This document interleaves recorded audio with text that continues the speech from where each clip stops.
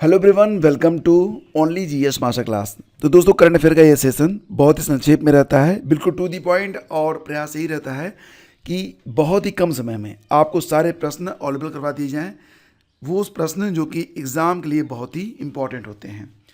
तो चलिए शुरू करते हैं 10 और 11 मार्च के डेली करंट अफेयर। पहला क्वेश्चन है, मिस वर्ल्ड 2024 का खिताब किसने जीता है। तो दोस्तों, ये क्वेश्चन बहुत ही इंपॉर्टेंट है, इसको वेरी इंपॉर्टेंट आप लोग टिक कर लीजिएगा। मिस वर्ल्ड 2024 का खिताब ये जीत लिया है चेक रिपब्लिक की रहने वाली क्रिस्टीना पिज़्कोवा ने।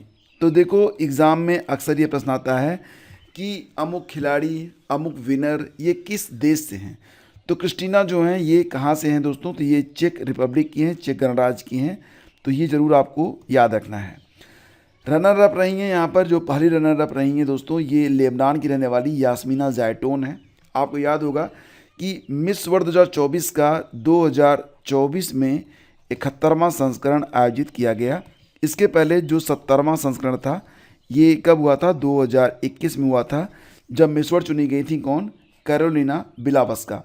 तो ये पोलैंड की थी और ये 70वीं मिस वर्ल्ड बनी थी। ठीक है, सिनी शेट्टी ने मिस वर्ल्ड 2024 में भारत का प्रतिनिधित्व किया और अंतिम 8 में इन्होंने जगह तो बनाई, लेकिन अंतिम 4 में ये जगह नहीं बना पाई हैं।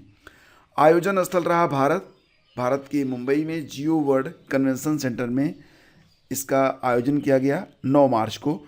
और 27 साल के बाद मिस वर्ल्ड प्रतियोगिता का आयोजन भारत में किया गया। इसके पहले भारत में यह आयोजन कब हुआ था, 1996 में किया गया था, 1996 में। देखो फ्रेंड्स, मिस वर्ल्ड का जो पहला संस्करण था ये 1951 में हुआ था और तब विजेता बनी थी किकी हाकोनसन, जो कि स्वीडन की रहने वाली थी। भारत की 6 महिलाएं मिस वर्ल्ड बन चुकी हैं। इनके नाम है रीता फारिया 1966 में, ऐश्वर्या राय 1994 में, डायना हेडन 1997, युक्ता मुखी 1999, प्रियंका चोपड़ा 2000, मानुषी छिल्लर 2017 में। ठीक है, 2017 में। तो फ्रेंड्स, ये हो गया आपका डेली करंट अफेयर के अंतर्गत मिस वर्ल्ड का एक कंप्लीट सेशन। आगे बढ़ते हैं। अगला क्वेश्चन है, हाल ही में किसे इरास्मस पुरस्कार के लिए चुना गया है। इरास्मस पुरस्कार के लिए चुना गया है दोस्तों अमितव घोष को।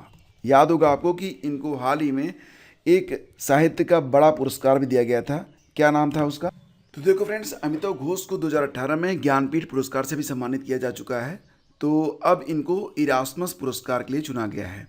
अमितव घोष को यह पुरस्कार 7 मार्च 2024 को प्रदान किया गया है। जलवायु परिवर्तन संकट को उजागर करने के लिए अमितव घोष को नीदरलैंड के प्रीमियम इरास्मियानम फाउंडेशन के द्वारा यह पुरस्कार प्रदान किया गया। आपके मन में अब यहाँ पर एक सवाल जरूर आ रहा होगा कि आखिर इरास्मस पुरस्कार क्या है। तो फ्रेंड्स, नीदरलैंड के प्रिंस बर्नहार्ड ने 1958 में प्रीमियम इरास्मियानम की स्थापना की थी और इस पुरस्कार के अंतर्गत कुल 1,50,000 यूरो जो है ये पुरस्कार राशि प्रदान की जाती है। देखो फ्रेंड्स, पिछले 6 माह के जो संपूर्ण करंट अफेयर हैं उनकी एक कंप्लीट पीडीएफ बना के मैंने लॉन्च कर दी है। अगर आप चाहते हैं तो आप ये पीडीएफ परचेज कर सकते हैं, लिंक वीडियो के डिस्क्रिप्शन में है।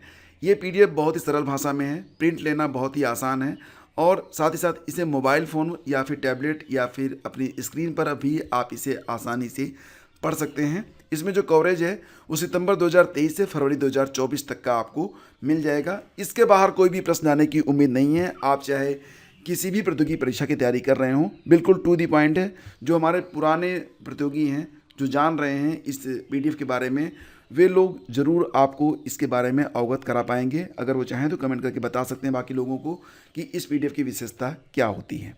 आगे बढ़ते हैं। हाल ही में जन औषधि दिवस मनाया गया। प्रश्न है कि जन औषधि दिवस ये कब मनाया गया।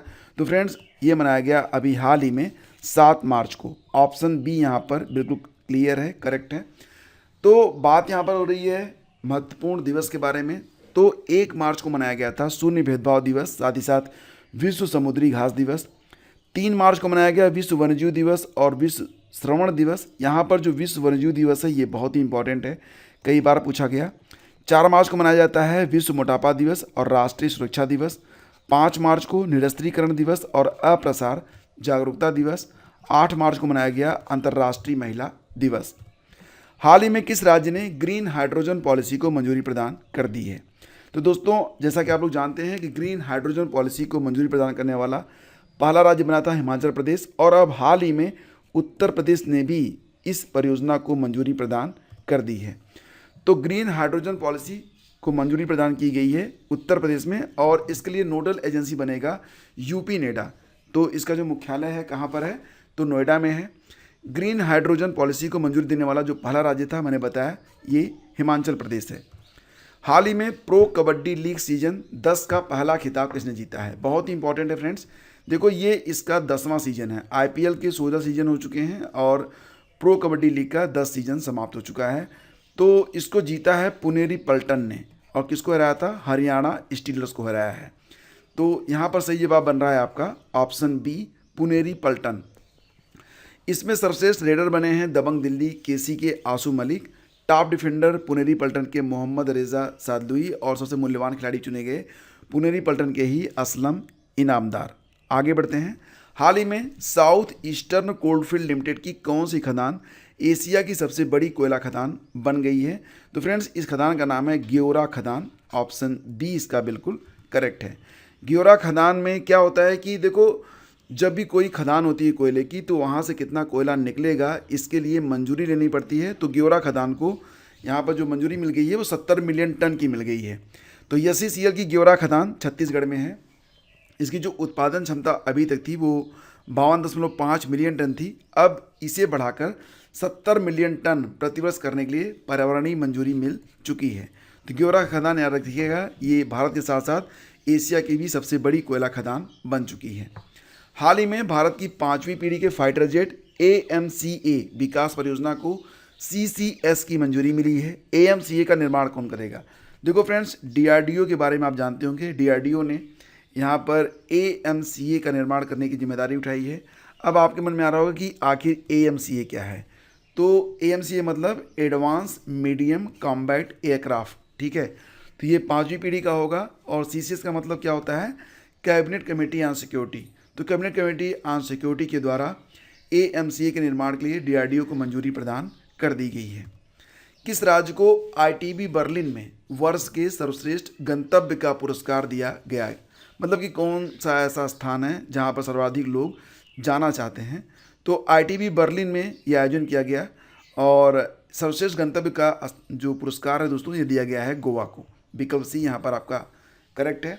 तो ये जो अवार्ड है ये Pacific Asia travel writers association के द्वारा प्रदान किया गया है, और इस अवार्ड को गोवा पर्यटन के सचिव संजय आहूजा ने एक्सेप्ट किया है, ग्रहण किया है। हाल ही में धूम्रपान निषेध दिवस भी मनाया गया था। तो फ्रेंड्स, ये मनाया गया 13 मार्च को, याद रखिएगा। धूम्रपान निषेध दिवस 2024 ये मनाया जाएगा 13 मार्च को। हर साल 13 मार्च को ही नहीं होता है। तो ये कब मनाया जाता है? ध्यान दीजिएगा कि हर साल मार्च महीने का जो दूसरा बुधवार होता है उसी दिन इसे मनाया जाता है। पहली बार 1984 में इसे आयरलैंड में मनाया गया था। देखो, यहाँ पर धूम्रपान निषेध दिवस ये तो मार्च महीने के दूसरे बुधवार को मनाया जाता है, लेकिन विश्व तंबाकू निषेध दिवस एक होता है जो कि 31 मई को होता है। ये बिल्कुल फिक्स होता है। तो विश्व तंबाकू निषेध दिवस, तंबाकू का मतलब वो सारी चीज़ें जो तंबाकू के अंतर्गत आ जाती हैं, और धूम्रपान मतलब यही आपका सिगरेट और बीड़ी, ठीक है।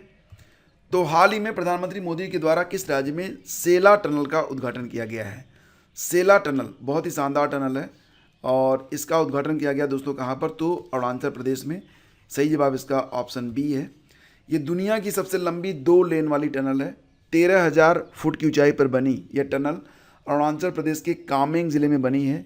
इस सेला टनल में 2 सुरंगें बनाई गई हैं और एक लिंक रोड भी बनाया गया है। तो एक सुरंग जो होगी उसकी लंबाई 980 मीटर है, दूसरी की 1555 मीटर है। बनाया किसने है? तो बॉर्डर रोड ऑर्गेनाइजेशन के द्वारा इसे बनाया गया है। तो फ्रेंड्स, ये है आज की वीडियो का समापन। अब चलते चलते आप लोगों से एक प्रश्न करूंगा, और इसका आंसर नीचे कमेंट बॉक्स में आप लोगों को देना है। हाल ही में किसने खेलो इंडिया विंटर गेम्स 2024 का खिताब जीत लिया है? ऑप्शन में है आर्मी, कर्नाटक, महाराष्ट्र और जम्मू कश्मीर। तो इसका आंसर फटाफट नीचे कमेंट बॉक्स में जरूर दीजिएगा। मिलते हैं आपसे अगले वीडियो में। आज्ञा दीजिए, नमस्कार, जय हिंद।